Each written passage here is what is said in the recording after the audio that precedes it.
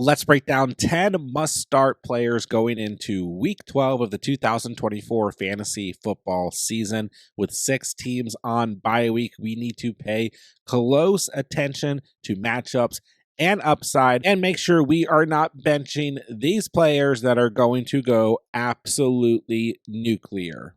All right, let's kick the video off with Brian Robinson Jr. of the Washington Commanders going up against the Dallas Cowboys here in Week 12. We know that this Cowboys defensive unit's just done. The season's just over here, right? But we also know that this defensive unit has been awful against the run throughout the entire season, dating back to Alvin Kamara having 4 touchdowns against them, Derrick Henry having that monster game the following week. I mean, they have been awful the entire season, and they did nothing against Joe Mixon this past week to make us think that they're going to be any better for the rest of the season.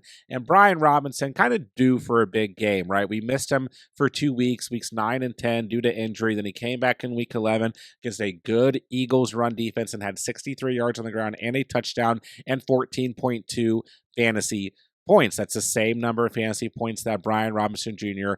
has averaged on the season so far, 14.2 per game. So double digits in every game on the season for Brian Robinson, except for one in week 8 against Chicago. And he's missed 3 games on the season, and he is still the RB23 on the season. I think he would be ranked higher if he had not missed those 3 games, obviously. So B-Rob's been great. This offense wants to run the football first and foremost. And I know Eckler is still getting plenty of involvement, even if a majority of it's through the passing game. But he will get his involvement. But Brian Robinson Jr. is the lead back here in a smash matchup. We've got the Commanders coming off of 2 straight losses. They're going to pour it on the Cowboys at home in Week 12. Brian Robinson Jr. is a must-start player, hands down, as we move into the week. Next up, I want to talk about Rachaad White of the Tampa Bay Buccaneers, and I think it's fair to argue we could also talk about Bucky Irving. They are respectively the RB28 and the RB29.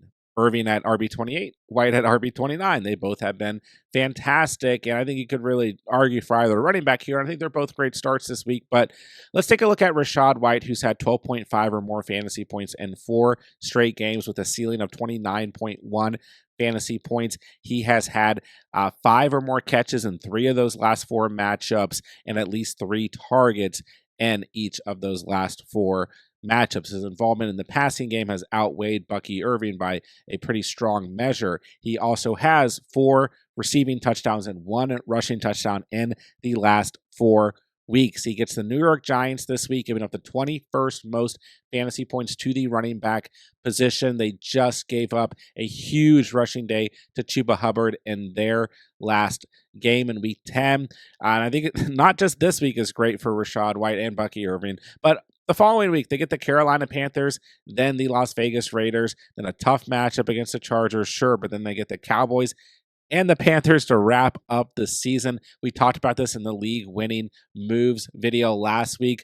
The Tampa Bay Buccaneers running backs are going to be true league winners that help push you into the fantasy playoffs and help you win throughout the fantasy playoffs as well. But here in Week 12, we got a new kind of Tampa Bay offense coming out here with Mike Evans coming back, still kind of in a spot where they can fight for potentially winning that division and, of course, still fight for a playoff spot at worst. I know they had the 2 losses to the Falcons, but I think there's a way they can still win the division, if I'm not mistaken. So we're going to see a lot of competitive game scripts out of this Tampa Bay Buccaneers offense, and it starts here in Week 12, especially with the bye weeks. You got Rachaad White. He's got to be a must-start player, a player that we cannot have on our bench here in Week 12. One of my favorite lines on Underdog going into the week is Rachaad White's rushing and receiving yards, sitting at 68.5 total rushing and receiving yards. He has hit that in 3 of his last 4 matchups, and I think the production is going to be there once again against the Giants this week in a smash matchup. So I would head straight to Underdog, take the over on Rachaad White's total rushing and receiving yards. And if you don't know, all new users who sign up with promo code DCatch on Underdog, that link is down below, get a free NFL Pick Em to use towards Week 12's action on Underdog. You can take that free pick 'em, pair it with White's rushing and receiving yards line. Once both of those hit, you're going to automatically triple your cash entry. And as long as you sign up with that promo code DCatch, Underdog is also going to give you a 50% deposit match up to $1,000.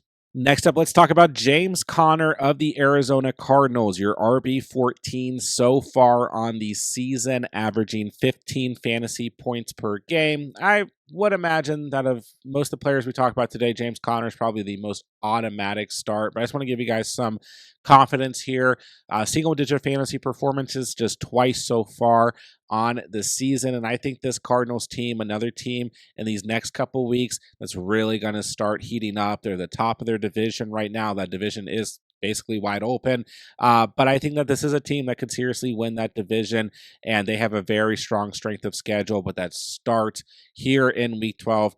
In a road game here that could be a little bit sneaky. We just saw Seattle beat the Niners this past week, but this is a good spot for the Arizona Cardinals offense, and specifically the Seattle Seahawks run defense is giving up the 23rd most fantasy points to the running back position. So, even with the bye weeks, the most robust position in fantasy this year has been the running back position.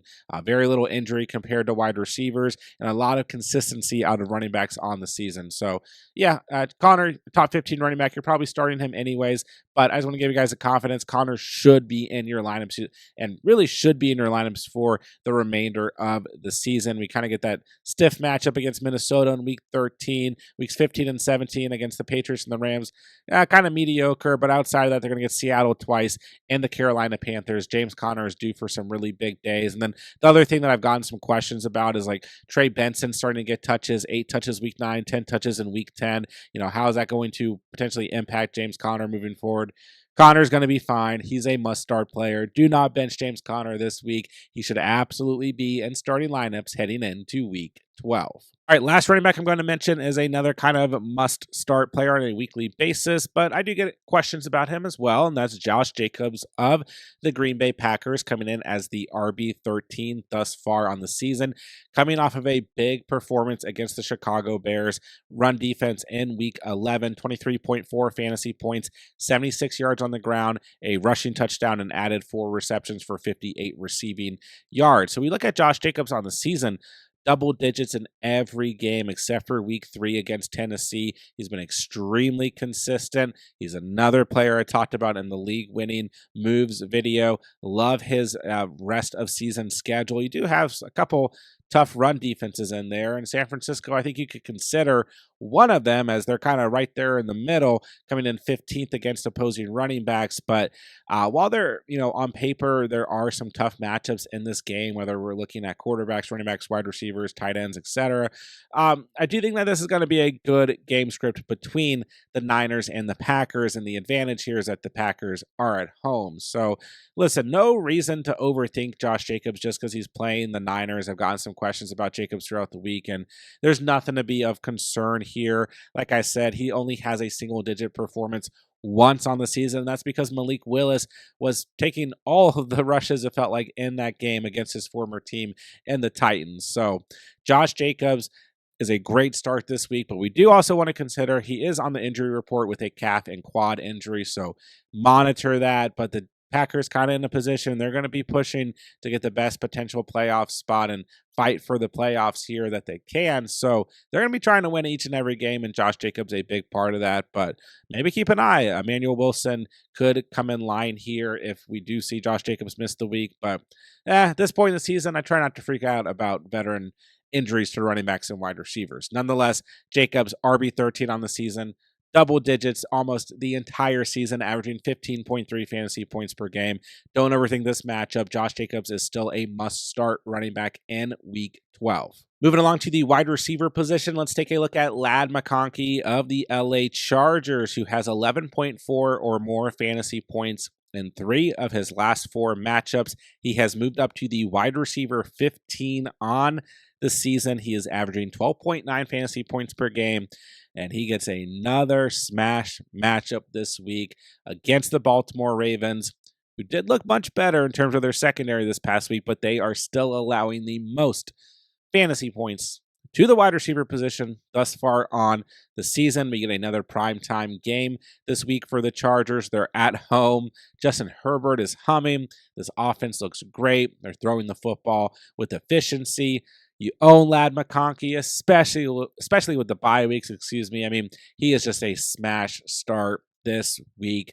If you have him in your flex, that's fantastic. If you got to roll him in as a wide receiver 2, that's fine. He's going to have a big week. He's a lock for double digits is the way I look at it. And I think he's an absolute must-start player that could go nuclear against this Baltimore Ravens secondary in week 12. And I'm also heading straight to Underdog to take the over on Lad McConkey's total receiving yards, sitting at 62.5 receiving yards. He's hit that in 3 of the last 4 games, and I just got one of those feelings about this matchup for Lad McConkey. I do like Quinn Johnson a lot this week too, but Lad McConkey against the Ravens at home in a primetime game in this smash matchup, I think this is a smash line on Underdog coming off of a 123-yard day. Head straight to Underdog. Take the over on Lad McConkey's receiving yard line. Like I said earlier, new users who sign up with promo code DCatch are getting that free NFL Pick Em. Take your free Pick Em, pair it with McConkey's total receiving yards. Once both lines hit, you're going to triple your cash entry. And on top of that, as long as you sign up with promo code DCatch, that link is down below, you're also going to get a 50% deposit match up to $1,000. For along, we got Josh Downs of the Indianapolis Colts, and this was a player that I got a lot of questions about last week with the change at quarterback, going back to Anthony Richardson. And basically 90% of the time, I told you guys to start Josh Downs last week. Still showed confidence in him against the Jets, which at this point in the season, that secondary does not scare me. Nonetheless, 19.4 fantasy points in Week 11 against the Jets. 5 targets, 5 catches, 84 receiving yards, and a touchdown. Josh Downs is your wide receiver 20 on the season, missing the first 2 weeks of the season and having a single-digit performance twice on the season. Outside of that, he has 12 or more fantasy points in every other game on the season. He's been absolutely fantastic, and it has not really mattered if it's been Joe Flacco, a quarterback, or Anthony Richardson at quarterback. Like, Week 7 was bad. Sure, that's one thing, but they're playing the Miami Dolphins, one of the best pass defenses in the NFL. Week 3 was bad. Sure, that's another thing. They're playing the Chicago Bears, another one of the best pass defenses in the NFL. 2 of the teams giving up some of the fewest fantasy points to the wide receiver position. This week, he gets the Detroit Lions, who are giving up the 29th most fantasy points to opposing wide receivers. So I love Josh Downs this week. It's a good matchup for him. He's averaging 14.7 fantasy points per game. He's a strong flex option. You can roll him in at wide receiver 2, just like Lad McConkey, if you need to this week due to the bye weeks. But Josh Downs, in my opinion, is a must-start player, and he is the wide receiver on the Colts that I want to start the most often as we begin to wrap up the fantasy season. Next up, I got Jackson Smith-Njigba of the Seattle Seahawks. Is there really any world at this point in the season where we're going to bench JSN? I just don't think so. I mean, the volume the past 2 weeks has been fantastic. 11 targets in Week 11. They're on bye week in Week 10, but 13 targets in Week 9. He had that massive performance in Week 9 with 37 fantasy points. And then, DK Metcalf came back this past week, and, JSN had 21.8 fantasy points, 11 targets, 10 catches, 110 receiving yards. We break it down a little bit further. Metcalf had 9 targets. Tyler Lockett just 3 targets, 4 targets in Week 9 for Lockett. So JSN has really overtaken the volume here, and I still think Metcalf's a wide receiver 1 here, and I think Metcalf's going to be fine, but JSN is your wide receiver 12 on the season.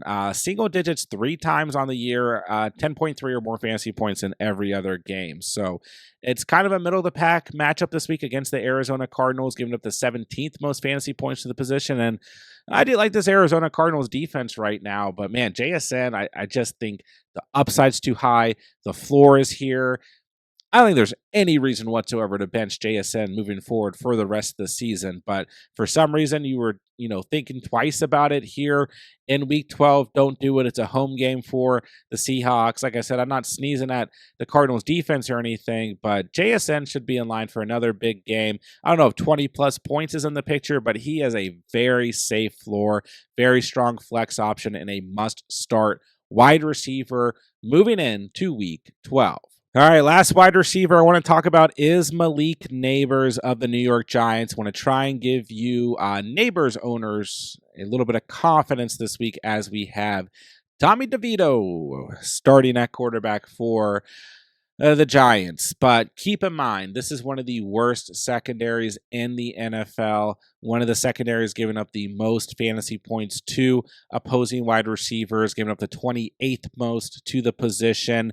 And Nabers has still been fantastic, averaging 17.4 fantasy points on the season, double digits in 3 of his last 4 matchups. And the one matchup where he hit single digits, which is the only matchup he's hit single digits on the season, was in week 7 against the Eagles, and that secondary has basically become a lockdown secondary, and that was his first game back from concussion protocol as well. So let's give Nabers a little bit of a break here. And I know some people don't want to hear the argument like can't be any worse than Daniel Jones. Like it probably theoretically can be worse than Daniel Jones, believe it or not. But when you look at Tommy DeVito and his starts last year, we did see double-digit performances at times out of Rondell Robinson, out of Jalen Hyatt, out of Darius Slayton. So there's definitely potential here that Nabers comes through, gets the same amount of volume, same amount of quality targets, and comes through with more double-digit performances. And Nabers has the strongest strength of schedule to finish the season, I think, of any wide receiver. We talked about him a lot in our trade videos the past 2 weeks, in our league winning moves video as well. Tampa Bay, Dallas, New Orleans, Baltimore, Atlanta, Indianapolis. This schedule is rock solid for Malik Nabers. He's got to stay in our starting lineups over the next couple weeks. And if you feel kind of shaky because you have to start him due to bye weeks or whatever, you were planning on starting him anyways, and you're like kind of rolling your eyes, have some confidence, pump the brakes here. Things are going to be okay. Malik Nabers is still a must-start wide receiver on a week-in, week-out basis. Don't panic here. I think DeVito's going to find a way to get it done. And maybe if DeVito looks that bad, Drew Lock goes in and he finds a way to get it done. But the volume is going to be here.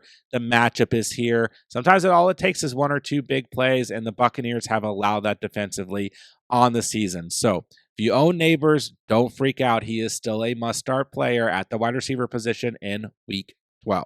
All right, very quickly, let's go over a quarterback and tight end, and let's start with my must-start quarterback of the week, and that is Jaden Daniels of the Washington Commanders. I've already gotten a lot of questions on JD5 so far on the week, as the last 2 weeks have been bad. 14.4 points against Philly, 8.5 points against Pittsburgh, and there's a lot of speculation like Jaden Daniels is still hurt. That could be true. Hard for me or you to say, but we also got to look at the fact he just faced arguably 2 of the very best defenses in the NFL, Pittsburgh and Philly.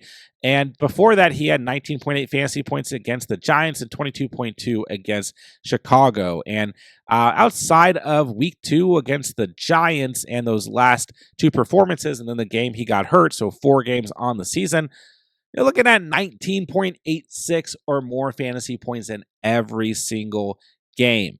And 19.86 and 1 against the Giants, 20 or more in all the other games, excluding the ones that we listed there. So Jaden Daniels has been great on the season. He's a QB6, and I think that sure, he might still be a little bit banged up with the rib injury, maybe not.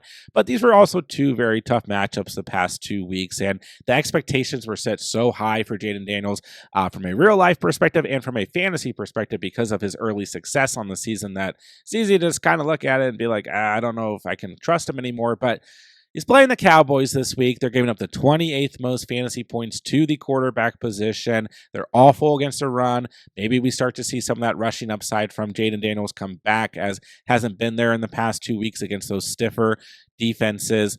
But I think he's going to bounce back this week at home. Like we mentioned earlier with Brian Robinson, I think that the Commanders are going to come out coming off of 2 tough losses, and they're going to pour it on to this Cowboys team, divisional opponent at home, and get this thing done with a big statement performance. So if you own Jaden Daniels, still your QB6 on the season, No reason to panic here. He's a must-start player going into week 12. And speaking of the Philadelphia Eagles, let's move to their offense and talk about our last player of the day. That's Dallas Goedert of the Eagles at the tight end position, who since returning from injury has 10.5 or more fantasy points in his last 2 starts. We look on the season, he's averaging 10.8 fantasy points per game. He's had a double-digit performance in his last 4 starts. Kind of started off a little bit slow there with 2 single-digit performances, then 4 double-digit performances in every other game he's played in, excluding the game he got hurt in week 6, which he barely played in, right? But nonetheless, it's a great matchup against the Rams. Last week, we talked about Hunter Henry as a good streaming option against this Rams unit. They've struggled against opposing tight ends. He came through with a double-digit performance, and I think this could be a big week for Dallas Goedert. And even if it's not a big week, I think he's kind of just a lock for double digits. Smash matchup this week for Goedert. Smash matchup next week against the Ravens. Smash matchup in week 14, against the Carolina Panthers. So 3 really good matchups coming up for Goedert. You might be surprised. I play in a lot of leagues and seeing Goedert kind of get dropped, picked up, and the injury, then like he was pretty touchdown dependent in week 10 against Dallas, and then got a little banged up in that game. Then he was fine, and then people weren't as high on him going into week 11. Like, you might be surprised in this last waiver period, Goedert may have been out there. So take a second look, but at this point he is 85% rostered now that the waiver period has cleared. But people just don't have a lot of confidence in Goedert, but he's been very good on the season when healthy. I think he's going to be really good over the next couple weeks. So if you own Dallas Goedert, he's a strong start. Don't feel like he's a bad start if you're starting tight ends on bye week or something. Goddard's going to be a strong start this week and over the next couple weeks, and I will consider him a must-start tight end here in week 12. And that'll do it for today's video. There are 10 must-start players that are set to go absolutely nuclear here in week 12 of the fantasy season. As always, guys, I'm answering all fantasy football questions in the comment section down below. So if you guys need anything whatsoever, make sure to drop me a comment. I'll get all comments on this video cleared before Thursday Night Football and then again before Sunday's slate of games. And as always, we have everything you could possibly need here on the channel to help you dominate week 12 of the fantasy season and the entire fantasy season. So most importantly, be sure to subscribe to the channel so that you don't miss out on any of the content, and go check out all the content we have on the channel here for the week. With that, I'll say thank you guys so much for watching and or listening, and remember, saw it here on the catch.